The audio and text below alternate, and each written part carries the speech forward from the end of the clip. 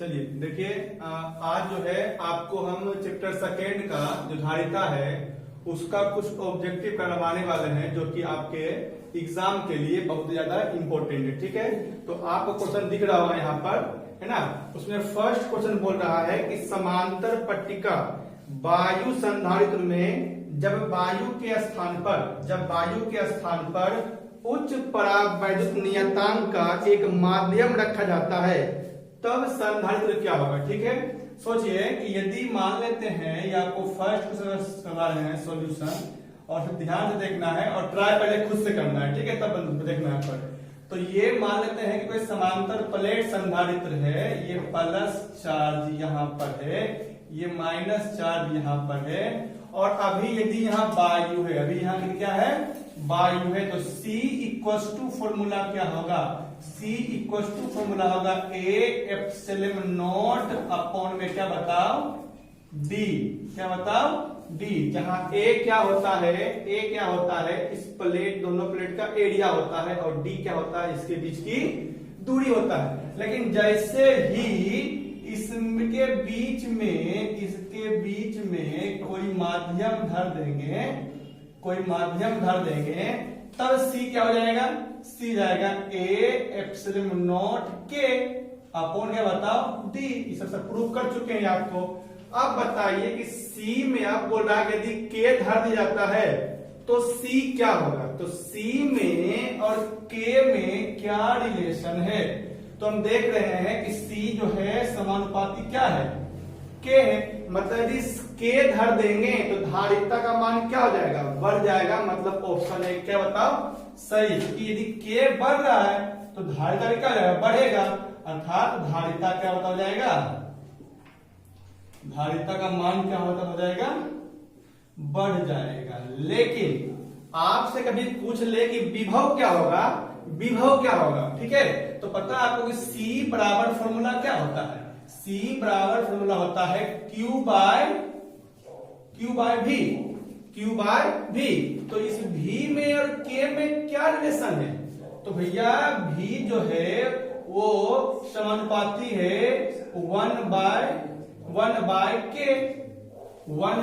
मतलब यदि K का मान बढ़ रहा है तो V का मान क्या हो जाएगा, घटेगा, अर्थात है ना, अर्थात विभव का जो मान होगा क्या होगा, वो घट जाएगा।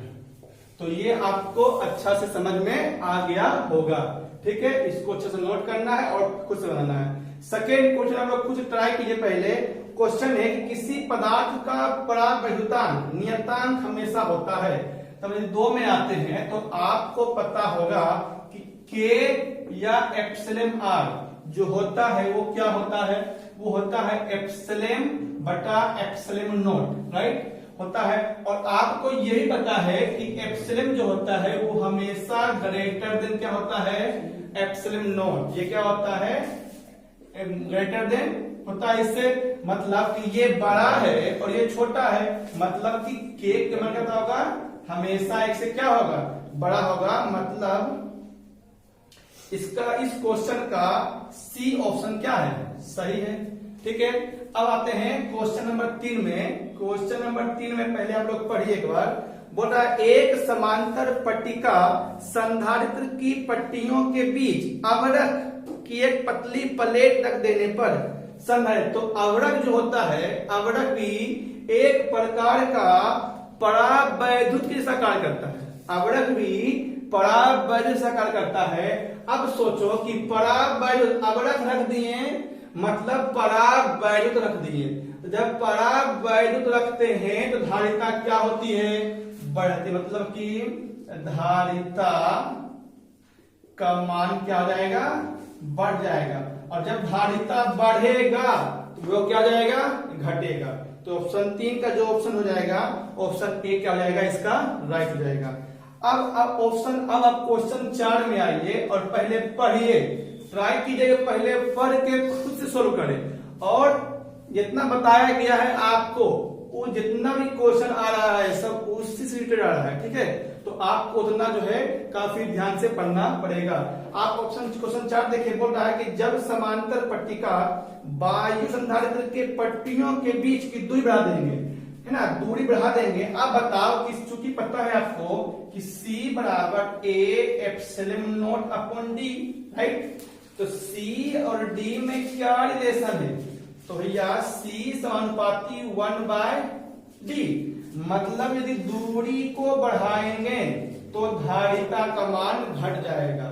दूरी बढ़ाएंगे धारिता क्या हो जाएगा? घट जाएगा। मतलब कि बोल रहा है कि दूरी बढ़ाएंगे तो क्या हो जाएगा? धारिता का मान क्या जाएगा? घट जाएगा। मतलब इस क्वेश्चन का जो बी ऑप्शन क्या है बताओ? ये राइट है। ठीक है,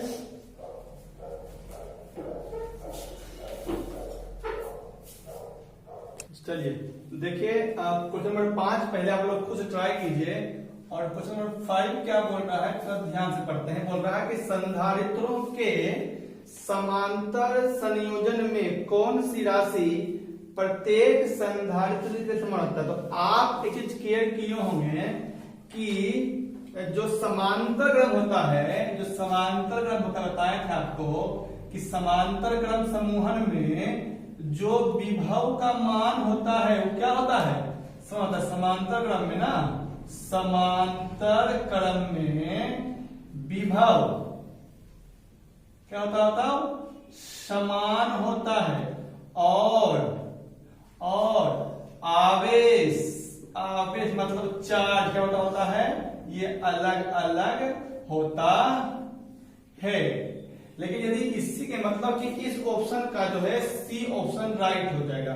लेकिन यदि आपसे पूछेगा श्रेणी क्रम में, ठीक है, पूछेगा श्रेणी क्रम में, तो इसका उल्टा होता है। बताया कि यदि श्रेणी क्रम में यदि इसमें चार्ज देंगे तो वही चार्ज इसमें आएगा, वही इसमें आएगा, वही इसमें आएगा। इसमें मतलब चार्ज क्या रहेगा? समान रहेगा। मतलब आवेश का मान क्या हो जाएगा? आवेश का मान यहां पर समान होगा, समान। किंतु विभव क्या होगा? अलग अलग होगा। आपको समझ में आ गया होगा अच्छी तरीके से, बहुत इजी क्वेश्चन है। अब क्वेश्चन नंबर 6 पढ़िए। बोल रहा है कि 3 संधारित्र जिसमें प्रत्येक की धारिता C है,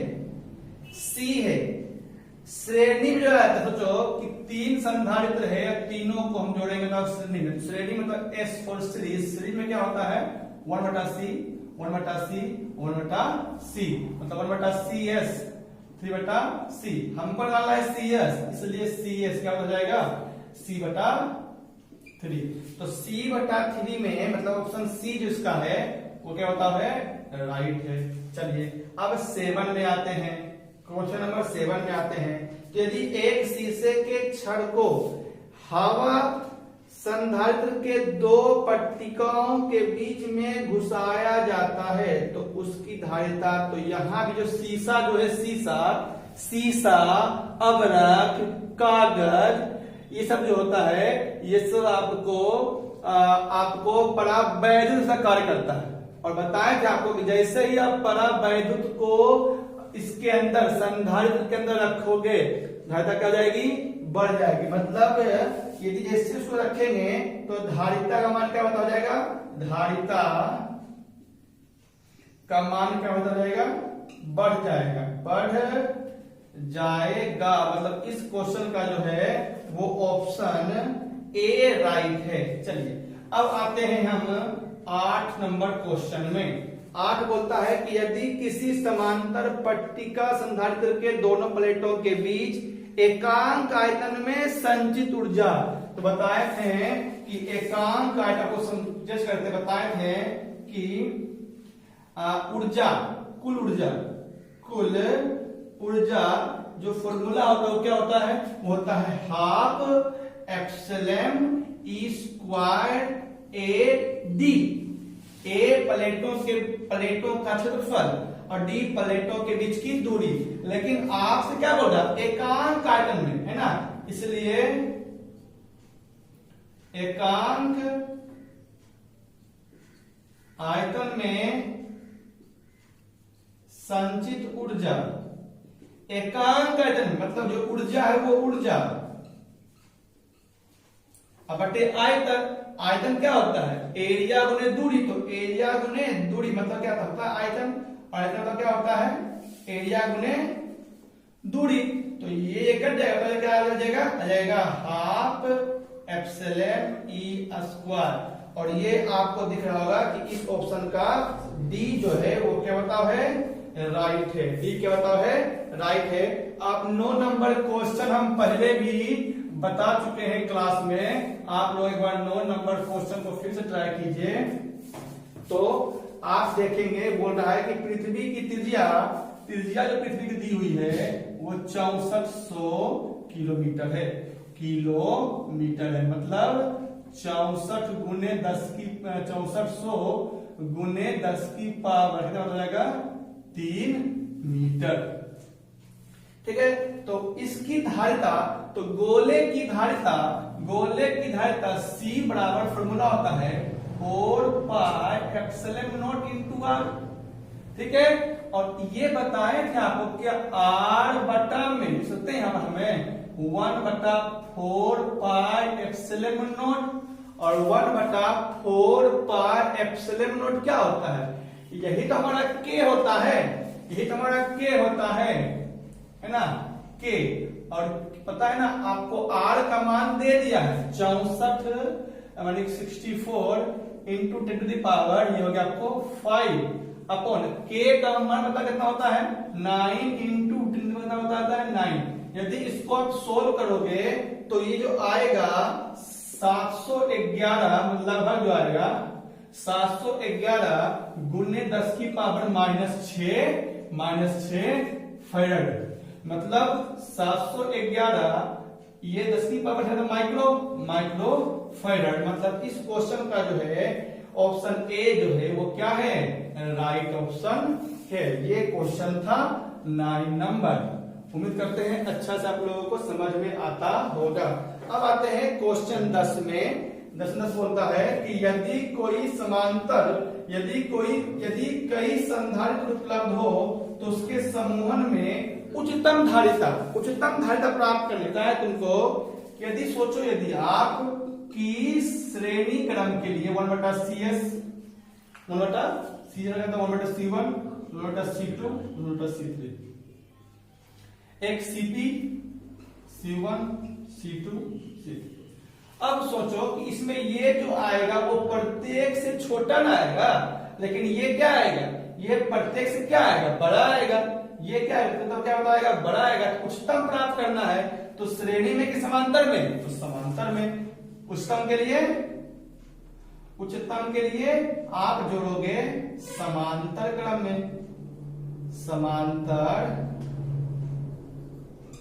में। और ये क्या होगा आपका? ये आपका आ गया न्यूनतम के लिए, है ना? न्यूनतम के लिए आप जोड़ोगे इसको बताओ श्रेणी क्रम में।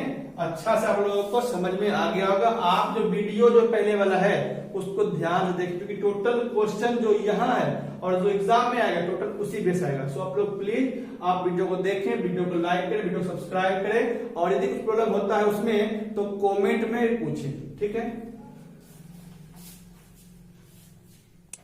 चलिए क्वेश्चन नंबर 11 से आप लोग पढ़ना स्टार्ट कीजिए और पहले खुद से ट्राई कीजिए। बहुत ही क्वेश्चन है। क्वेश्चन नंबर जो 11 है वो बोल रहा है कि एक चालक है, उसके लिए निम्नलिखित में से कौन सा अचर होता है? तो आपको भैया पता है ना कि C बराबर जो फॉर्मूला होता है वो क्या होता है?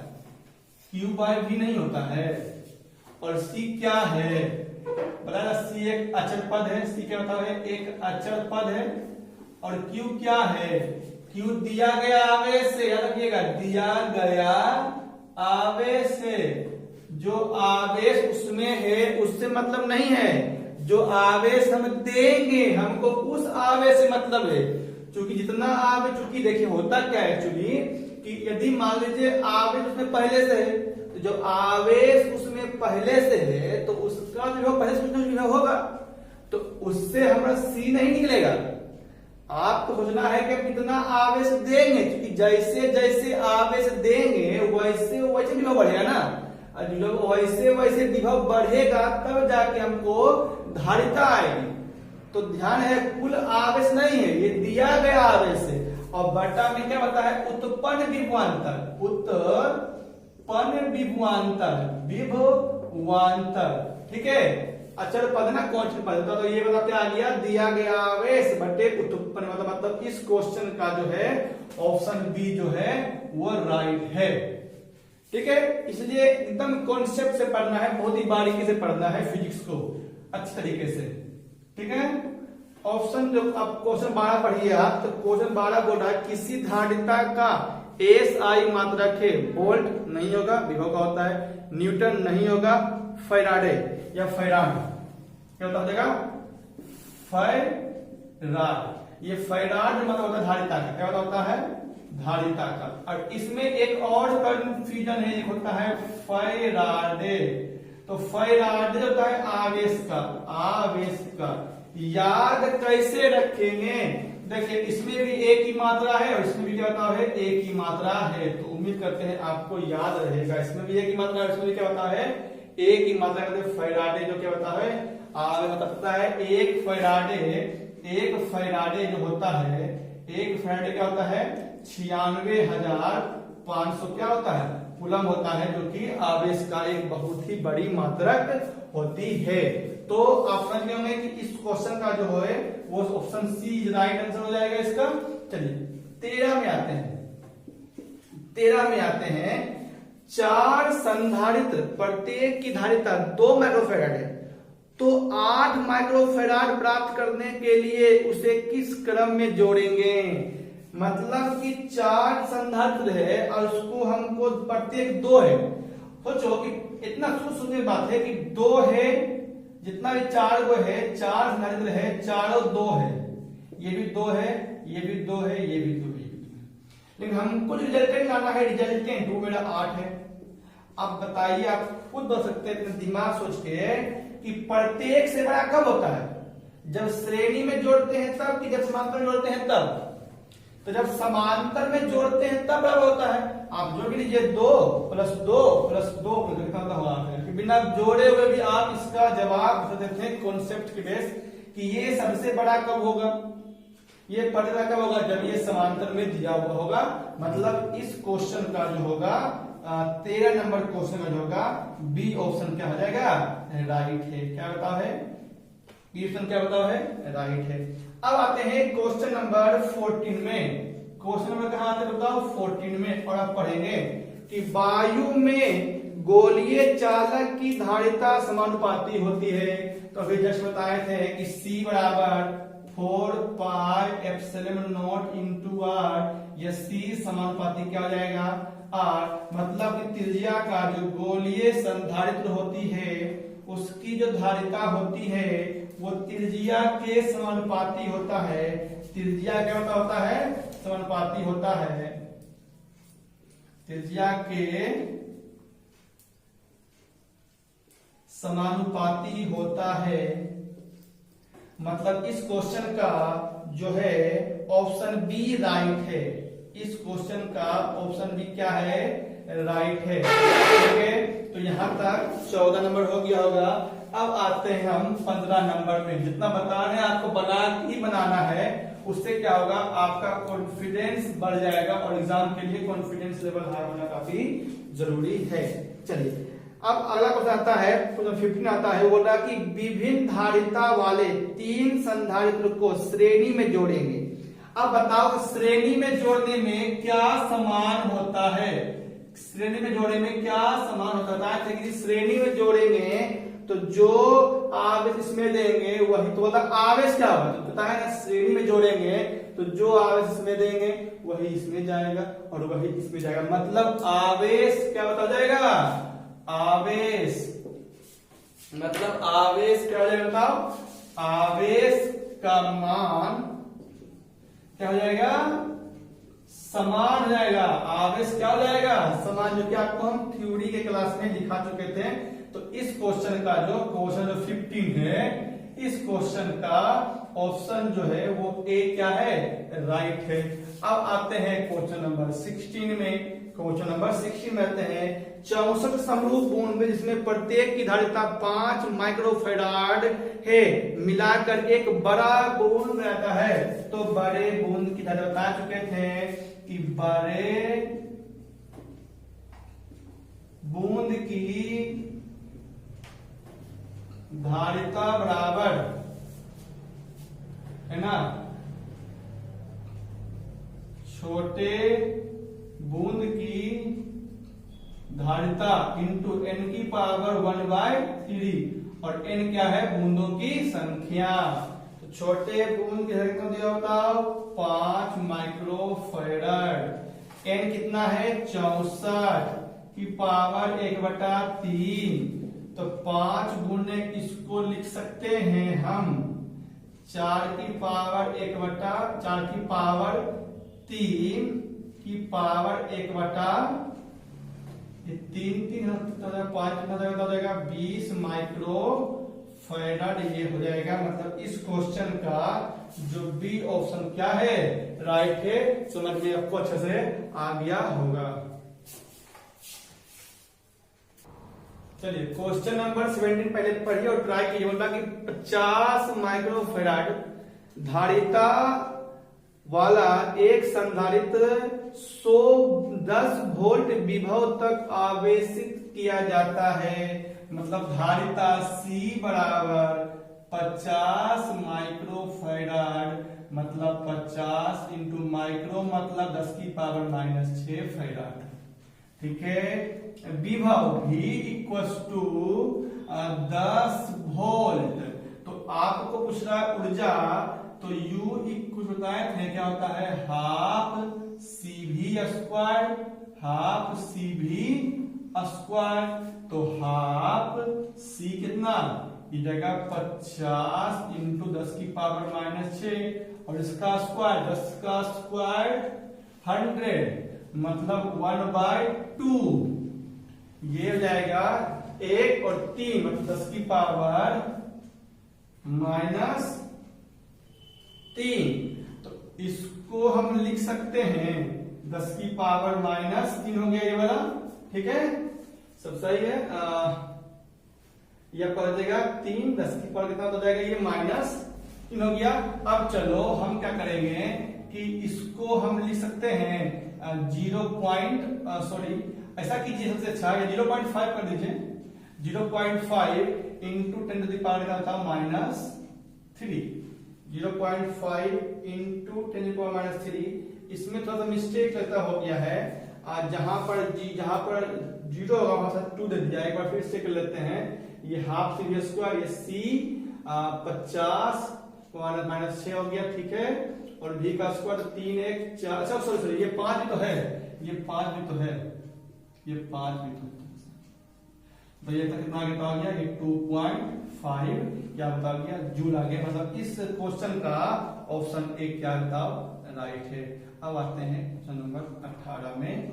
2 माइक्रोफैराड और 4 माइक्रोफैराड के 2 संधारित्र को श्रेणी क्रम में जोड़ा जाता है। तो पहले जोड़ देते हैं, इसको श्रेणी क्रम में जोड़ देते हैं और इसको हम बैटरी से जोड़ देते हैं। ठीक है, इसमें जो है ये कितना होता है, ये 2 माइक्रोफैराड है, 2 माइक्रोफैराड है और ये क्या है 4 माइक्रोफैराड है। ठीक है, और इसमें जो बैटरी दिए हैं वो बैटरी आपका 1200 वोल्ट की बैटरी है। तो बताया था आपको श्रेणी क्रम में सेम क्या होता है, श्रेणी क्रम में आवेश सेम होता है। श्रेणी क्रम में आवेश क्या, चार्ज क्या होता है सेम होता है। पहले ये श्रेणी क्रम में है तो इसका निकालेंगे समतुल्य समतुल्य धारिता 1/CS सीरीज में 1/2 प्लस 1/4 मतलब हो जाएगा 4 हो जाएगा 2 हो जाएगा 1 हो जाएगा 3/4। इसलिए CS 4/3 माइक्रोफैराड। तो ये अब आ गया। और भी पता कितना बताओ, भी पता कितना बताओ 1200 वोल्ट। ठीक है, तो चूंकि आपको पता है चूंकि Q बराबर C बराबर क्या होता है Q/V, या Q क्या होता है, ये Q क्या होता है CV, क्यों क्या होता है CV, तो C आ गया आपको 4/3 माइक्रोफैरड इंटू 1200 इंटू क्या बताओ 1200, तो आप क्या देखोगे कि ये कट जाएगा 400 बार में, तो हो जाएगा 1600 माइक्रोफैरड। तो ये आवेश आ गया, तो इस पर भी आवेश कितना होगा 1600, इस पर कितना हो जाएगा 1600। लेकिन आपसे पूछ क्या रहा है, आपसे पूछ रहा है कि 2 माइक्रोफैरड जो संधारित्र है इस पर विभव क्या होगा। अब आसान हो गया, इस पर धारिता पता है, इस पर आवेश पता है, इस पर धारिता पता है, आवेश पता है, तो V बराबर क्या होगा, तो V बराबर, चूंकि V बराबर क्या हो जाएगा, तब V बराबर हो जाएगा Q बटा क्या हो जाएगा C हो जाएगा, और Q कितना है 1600 माइक्रोफैरड है, सॉरी 1600 माइक्रोकूलम है, ये माइक्रोकूलम है, और बटा में C क्या बताओ है 2 माइक्रोफैरड है, तो माइक्रो से माइक्रो खत्म, कितना हो जाएगा ये 800 हो जाएगा, ये जाएगा 800 कूलम अपॉन फैरड क्या होता है वोल्ट होता है। मतलब इस क्वेश्चन का जो है ऑप्शन सी क्या है राइट आंसर है। समझ में आ गया होगा, अच्छा क्वेश्चन है, ठीक है। अब चलिए आप लोग पढ़िए क्वेश्चन नंबर कितना बताओ 19 पढ़िए फटाक से। अच्छा बता रहे हैं सॉल्यूशन, उसको भी थोड़ा सा देखा कीजिए और वीडियो लेक्चर को बार बार देखिए, ठीक है, उससे आपका उसमें पकड़ बढ़ेगा। क्लियर, चलिए क्वेश्चन नंबर 19 हम लेक्चर सेट 2 में प्रूफ किए होंगे, इसको आप देख लीजिएगा। हम बताए थे कि आप बताए थे कि दो गोला है, एक R1 है, ये C1, ये R2 है और ये C2 है। बताए थे कि C1 बटा C2 R बटा R2, मतलब कि धारिता का जो अनुपात होगा वही अनुपात त्रिज्या का होगा और वही अनुपात इसमें आवेश का भी होगा।